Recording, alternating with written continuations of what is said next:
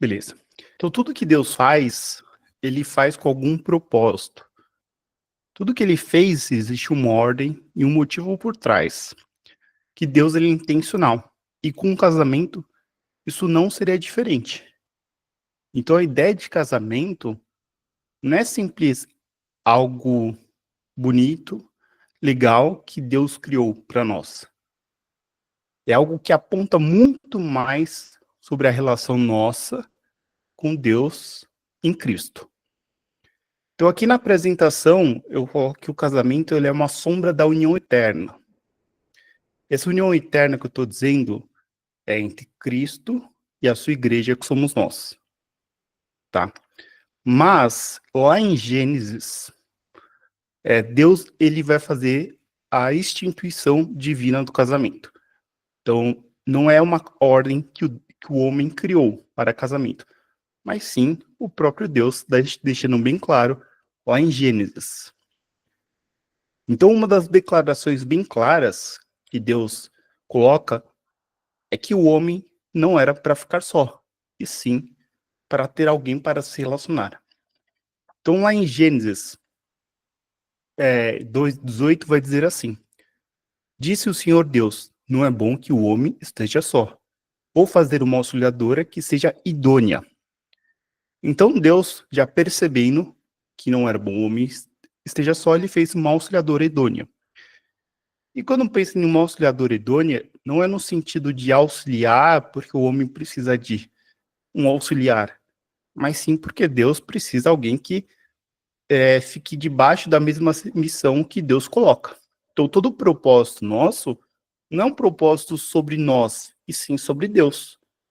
E a esposa aqui, ela tem o mesmo propósito, não é sobre a vida secular como um todo, mas sim sobre os propósitos que Deus designa para cada função.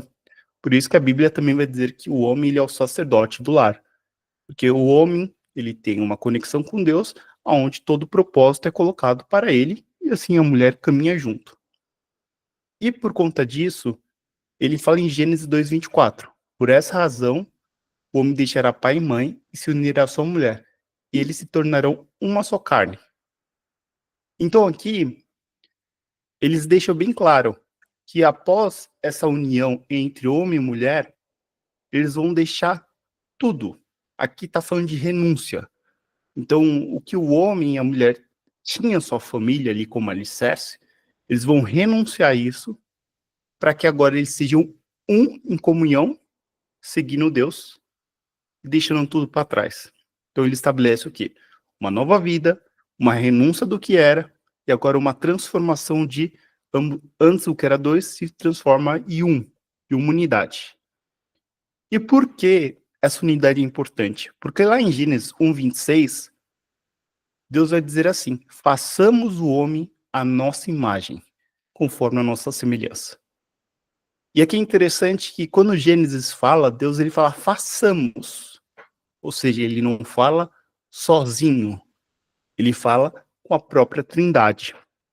Ou seja, a Trindade, ela já é eterna, então ela sempre esteve e sempre estará. Então a Trindade é a comunhão perfeita entre o Pai, o Filho e o Espírito Santo. Mas ambos são unos, eles são apenas o mesmo Deus, só que com representações diferentes, em comunhão perfeita.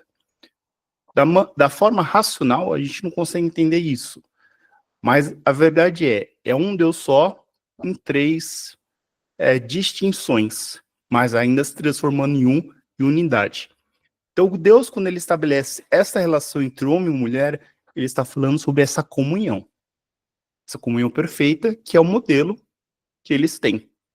Só que nós somos falhos, porém, esse é o modelo que Deus deixou para nós, que nós sejamos unidade e não separação.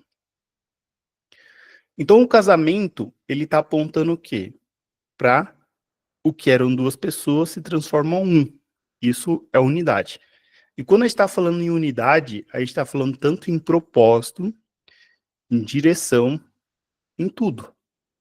Porque não tem como ter unidade quando tem conflitos. A unidade se estabelece quando o propósito é o mesmo. O propósito único da Bíblia é louvar a Deus. e Deus, ele entrega todas as coisas. A palavra vai dizer que busque primeiro o reino do céu e as demais coisas serão acrescentadas. Aqui o casal também busca o reino dos céus e as demais coisas serão acrescentadas ao casal. Então, emprego, tudo. Mas o propósito sempre é a glória de Deus.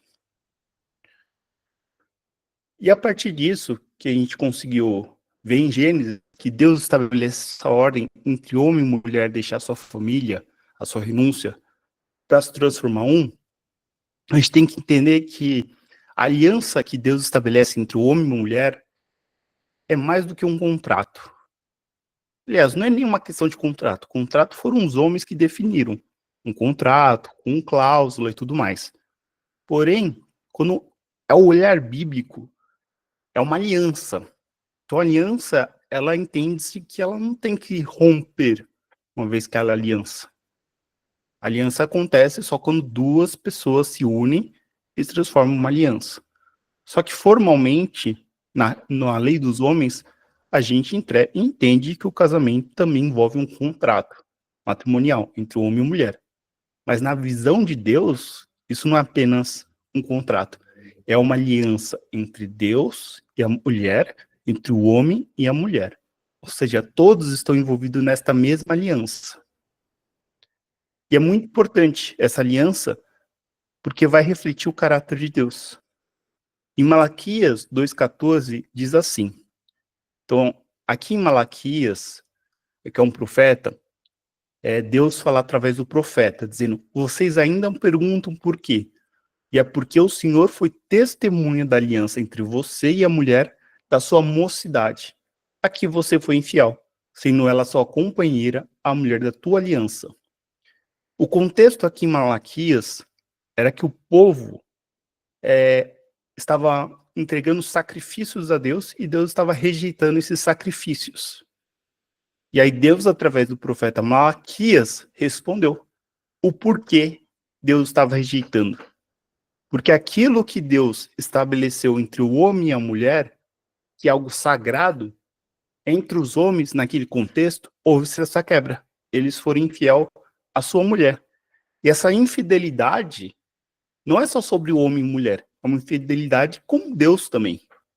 Então, se eles eram infiel com Deus, como eles querem entregar sacrifício? É uma incoerência. Ou seja, vocês não são fiel a mim e querem entregar sacrifício, porque Deus não quer sacrifício nosso, no sentido de entregar. Deus não precisa de nada de nós. A única coisa que Deus pede é que nós sejamos o próprio sacrifício, andar em Cristo. Então percebe que quando Deus fala sobre casamento, ele fala algo muito sério. Ele está falando uma relação que reflete a sua própria relação com o homem. Então, se Deus já está deixando claro aqui que ele rejeita até sacrifícios por conta da infidelidade do homem à mulher que Deus testemunhou, significa que Deus é a testemunha do casamento entre homem e mulher. Da mesma forma que nós somos testemunha de Cristo, aqui o texto fala que Deus testemunhou. Então ele também está numa posição de eu vi vocês casarem, eu abençoei vocês para que vocês tenham vida, para que vocês tenham uma boa relação, mas vocês quebraram. E além disso, em 2 Coríntios 11:2, Deus vai dizer assim, eu estou zeloso de vós com o zelo de Deus, porque vos tenho preparado para vos apresentar como uma virgem pura ao marido e saber se é Cristo. Então o que acontece? O casamento, muita parte do Novo Testamento sempre vai usar a ideia de casamento, que o noivo é Cristo e que nós, igrejas, somos a noiva. Se alguém quiser interromper e acrescentar algo ou tirar mais dúvida, tá? Pode falar também. Então, por conta disso, Deus estabeleceu também o que é bíblico, é que a mulher também guarde a sua virgindade para o marido. Porque isso é uma forma de preservar algo para entregar algo que Deus deu. É claro que caso isso não aconteça, Deus ele é misericordioso para perdoar aqueles que se arrependeram de ter feito algo antes do tempo.